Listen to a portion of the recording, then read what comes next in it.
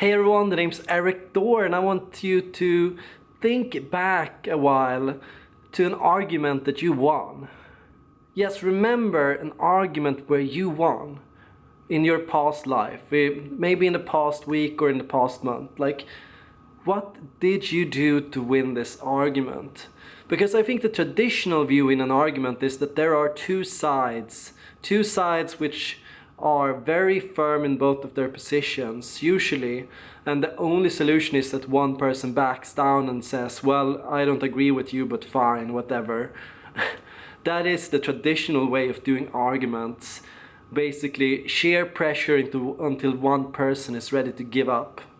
But there is in verbal aikido an idea that you can win any argument if you just use one primary trick.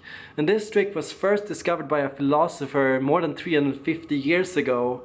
He wrote that your opponent, your political opponent, or the discussion partner is going to be more likely to agree with your views if you are able to compliment them on their views, or at least one part of their view. If you're able to, when discussing with another person, tell them, well, I see where you're coming from in that, or yeah, I agree with you in this part. When you do this, you show them, you make them more ready to refute their other parts, because they can accept that, well, I was right on one account, but they can accept that, okay, but I was wrong on the other accounts. But this may not be enough. Like, this trick is not the only way to winning an argument, and sometimes complimenting their own one stance, they may still hold on to their other parts. So what can you do in those situations? Well, one of the best ways I've come to find is give up one part of your own stance. If you're able to, in a discussion, say, well, you're right that I'm probably wrong on this. Or, well, yeah, I think you might have a point in that this isn't right.